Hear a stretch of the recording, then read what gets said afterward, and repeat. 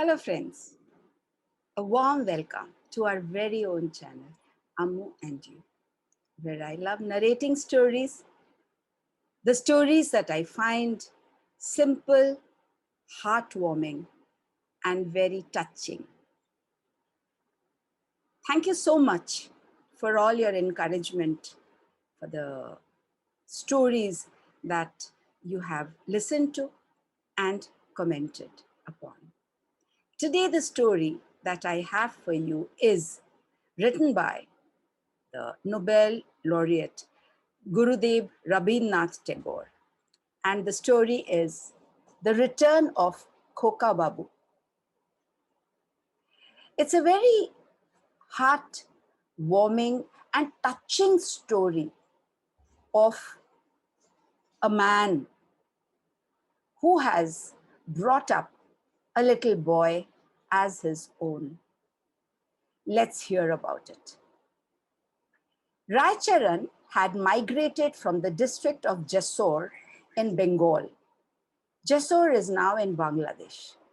At the age of 12, to the city to work as a house help of a gentleman who he referred to as Babu. He had then been a slim boy with large eyes and smooth skin. Raicharan's primary duty had been to take care of Babu's 1-year-old child. He was the only child of Babu and his wife. Now that child was named Anukul and was referred to as Anukul Babu, was now a grown-up man, an officer in government service.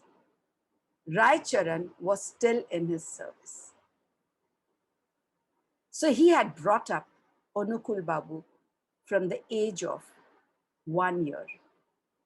Anukul Babu now had a wife and a small child. Raicharan too was married, but his wife stayed in the village. They had no children yet. Raicharan was devoted to Anukul Babu's family.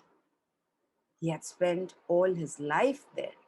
He was especially attached to the toddler, whom he called Khokababu. Now, Khoka means boy in Bengali. When Khoka was a baby, Raicharan used to rock him on his lap, fling him in the air and catch him, sing to him and entertain him. The baby would be absolutely thrilled seeing Raicharan. Raicharan loved the baby like his very own. When the baby started crawling, Raicharan was very impressed.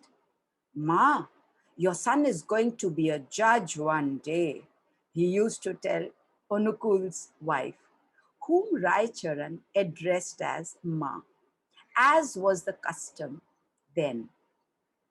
When the baby took his first tumbling steps and called people by their names, such as Ma to his mother and Pichi instead of Pishi to his paternal aunt, Raicharan was overwhelmed. When the toddler started calling him Channo, nickname of Charan, Raicharan, the toddler started calling him Channo. Raicharan could not get over it. What intelligence the baby has, he told everybody he met. Raicharan happily took Khoka on piggyback rides and wrestled with him, pretending to be utterly defeated every time. The little baby was the center of the universe for Raicharan. One day, Anukul Babu was transferred to a town on the banks of the river Padma. Now, this river again is in Bangladesh. And for Bengalis, it is very, very famous for its hilsa fish. Raicharan now had a new duty, taking Khokababu out in his perambulator, dressed in a zari-bordered cap and a satin dress, wearing gold bangles and silver anklets. This is how the babies would be dressed up and decked up in early days, in those days. Khokababu started going out with Channo regularly. Soon the monsoon arrived. The Padma swelled and flowed wildly along the muddy banks, which often broke down under the pressure of the gushing water.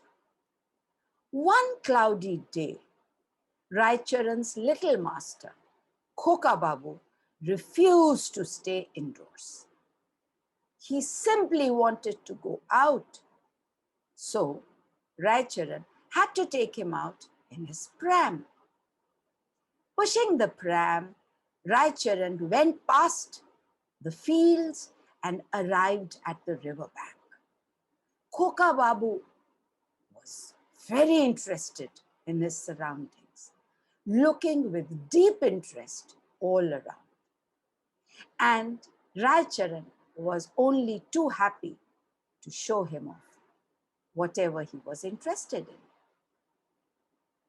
At the bend of the river stood a kadam tree laden with flowers. Khokababu pointed at it and ordered, "Channo, phu," for phool, meaning flowers. Raicharan was not at all keen to wade through the mud and get to the tree. He tried to divert Khokababu and his attention by showing him imaginary birds, telling him imaginary stories. But our Khokababu was a bit too smart for all that, it seems. In the end, Channa had to give in to Khoka's demands. Much to his unwillingness, Channo had to go to pluck the flowers from the kadam tree. He gave instructions to Khokababu, though. "Sit quietly in the pram while I get the flowers," Raicharan said. "Don't you go near the waters. Don't move, and I will be back in no time." "Listen to what Channo says." Channo says, "Khokababu, won't you?" "Yes, you will." All these instructions were given while Raicharan tied his dhoti above his knees. Turning his back to the pram, he walked towards the kadam tree. Raicharan, instructing him not to venture into the waters, intrigued Khoka. Now, the forbidden fruit, it seems, always is intriguing from any age. The little one's attention was diverted from the flower to the river. The river was pretty swollen. Khoka got out of the pram and ambled along to the riverbank. It was a newfound freedom for him. He had never been alone near the river, walking like this. He was thrilled to bits. He picked up a long piece of grass and, pretending it to be a fishing rod, bent over to fish. Imagine his excitement. There was a splash. But during the monsoon, there were always sounds of splashing in the Padma. So Raicharan didn't turn to see what it was. He was trying to pluck the flowers as fast as he could. And he never dreamt that his Khokababu could venture out to try his freedom. Raicharan, who had by then climbed the tree, went on plucking the flowers. Then he got down and came back to the pram, only to find it empty. He looked around. There was no one in sight. In a second, Raicharan's blood turned cold. Khokababu! My Khokababu! He screamed from the depths of his broken heart. There was no reply. The river flowed by as usual. Raicharan kept running along the riverside. Khokababu! Khokababu! Where are you? Where are you? He turned his attention, gazed to every bush, wherever he could see, and he kept on screaming, Khokababu, my Khokababu, where are you? Are you hiding from? Channo! Anukul Babu's worried wife sent people to search for Raicharan and her son. They were never out for so long. They found Raicharan screaming wildly and running around the muddy riverbank like a mad man. Channo was brought back to the house. Raicharan fell at the feet of Anukul Babu's wife. To all her questions, he had just one answer. Ma, I do not know. Ma, I do not know. Most people thought that it was the doing of the river Padma. Some suspected outsiders. But Anukul Babu's wife believed that Raicharan had taken her child away for the gold and silver ornaments he had been wearing. Anukul Babu tried to get rid of suspicion, but he failed to do so. He just could not convince her that there was no reason to suspect Raicharan for doing so. Raicharan went back to his village in Jessore. He was thrown out of the house. Within a year, his wife gave birth to a son. Although, very unfortunately, his wife lost his life in childbirth. Raicharan felt it was a sin to have a son when he had let his master's son float away in the river. So he hated his son. He still had not been able to get over Khokababu being taken away by river Padma.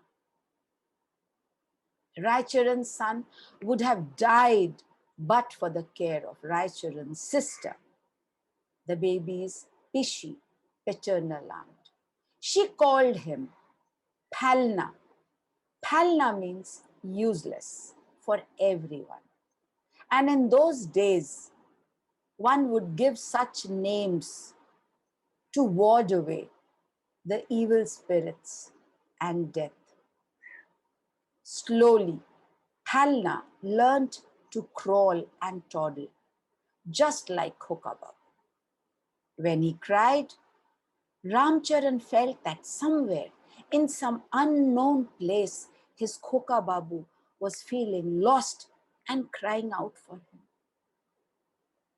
Till then, even till then, not for a moment could he feel any sort of love for his own son, who was born to him after so many years of marriage. Like Khokababu, Phelna too called his paternal aunt Pichi instead of Pishi. When Ramcharan heard this the first time, he had a strange feeling. Khokababu has not been able to forget me. It is he who has taken birth in my humble hut, he thought.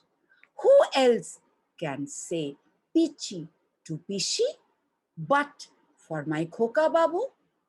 He believed and he told himself. Raicharan then remembered the terrible suspicion that Anukul Babu's wife had. He felt that it was somehow justified. There was no reason why he should have a son now when he had not one for so many years, thought Raicharan. There was no explanation as to why his son crawled and toddled around, calling his aunt Pichi and showing all signs of becoming a judge in the future, just like Khokababu had.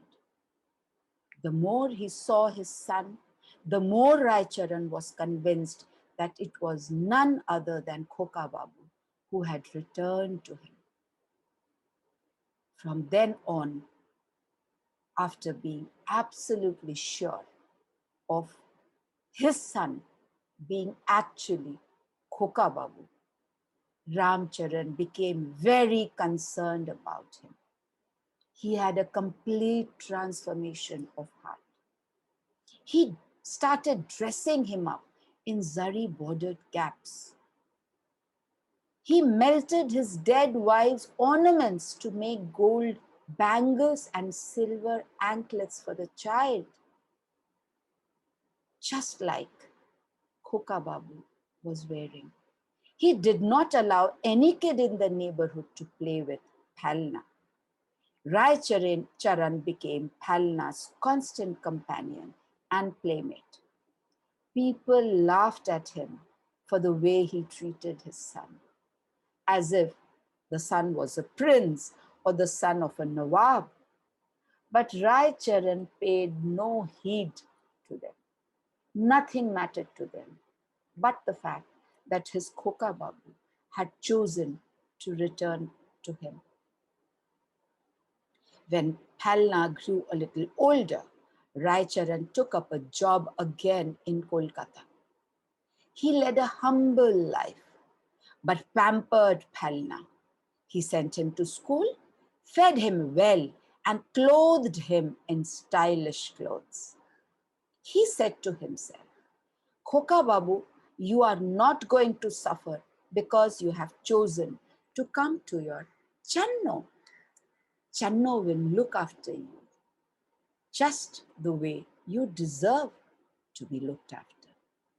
And Raicharan kept on pampering Phelna to his very best. He was not bothered about his own self at all. All that mattered to him was this boy who was in his life again. This boy, Phelna, who he believed to be his Khokababu, had become the center of his universe again. Thus, 12 years passed.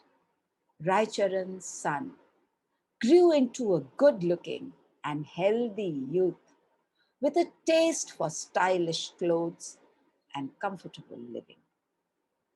As Raicharan had kept it a secret that he was Phelna's father, Phelna's friends made fun of Raicharan, who was a country bumpkin to them. Phelna did love his father, but in a condescending way.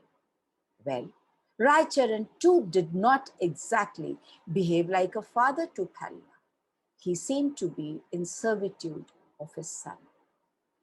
No wonder his son treated him like a master would to a servant.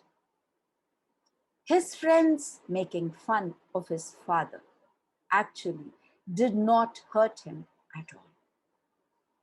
And ironically, it did not hurt Raicharan either. Raicharan was growing old now. He had sold whatever little property he had in the village, much to his sister's dismay and warnings against it. And all that money was running out fast. Money has a characteristic of running out fast. Phelna began to find fault with the food and clothes that Raicharan provided him. One day, Raicharan suddenly gave up his job and went to the small town where Anukul Babu was posted. Anukul Babu had not had another child. His wife was still nurturing grief in her bosom. She longed for a child and wasted money on herbs and cures that promised to make her a mother again, but in vain. Anukul Babu was moved to see Raicharan.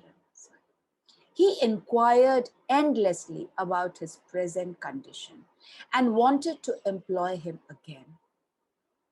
All Raicharan wanted was to see Ma again.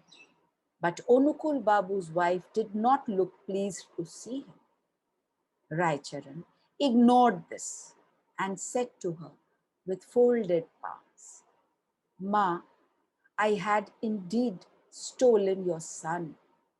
It was not Padma or anyone else. It was me, so ungrateful and unworthy.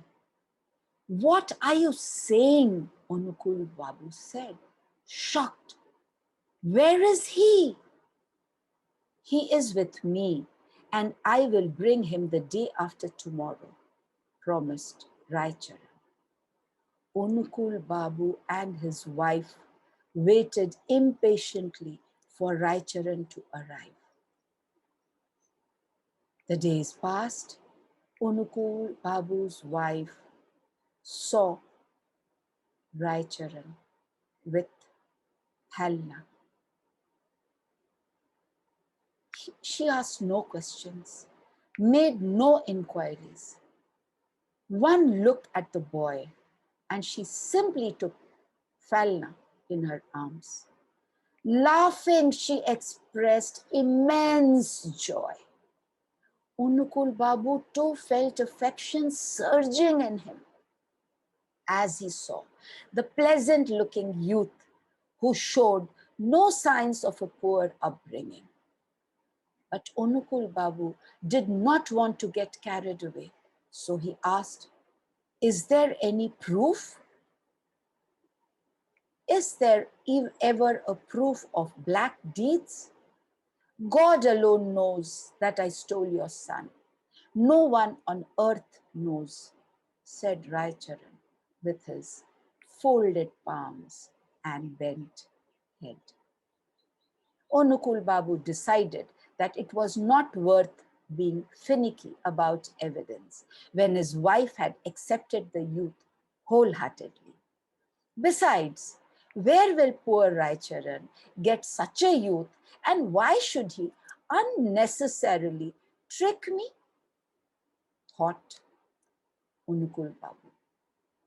Talking to the youth, Anukul Babu discovered that he had been staying with Raicharan from his childhood.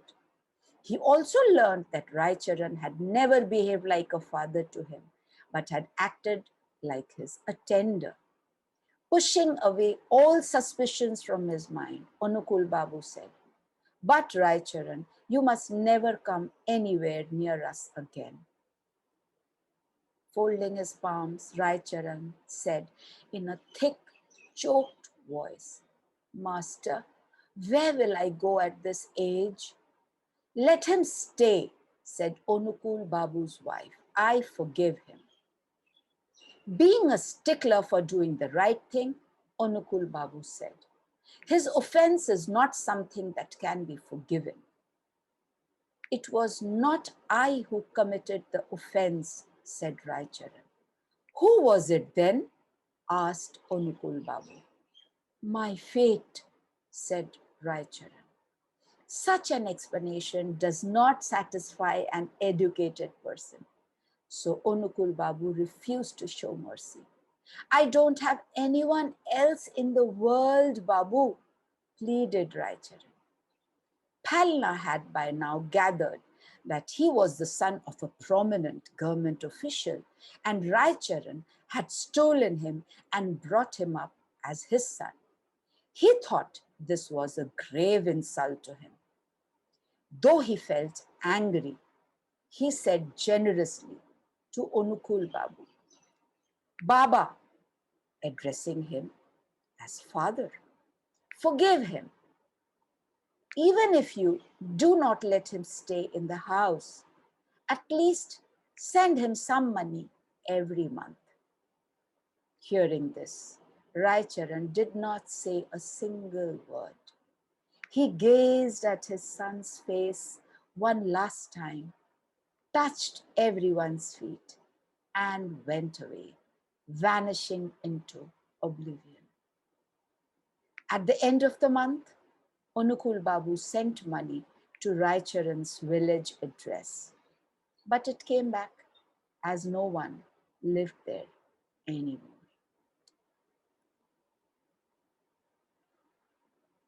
What love can do to a person, what a mind can dictate a person to do. What devotion, what blind devotion Raicharan had. Indeed, a gem of a story written by Gurudev Rabindranath Tagore. I'm sure you've liked the story. And I hope you've liked listening to it and me narrating to you. If you have, then you may please like, share, and subscribe to the video. And press the bell icon too to get all the information of the channel. I will come back soon again with another story. Stay safe and stay happy. Thank you for listening and watching the video. Bye.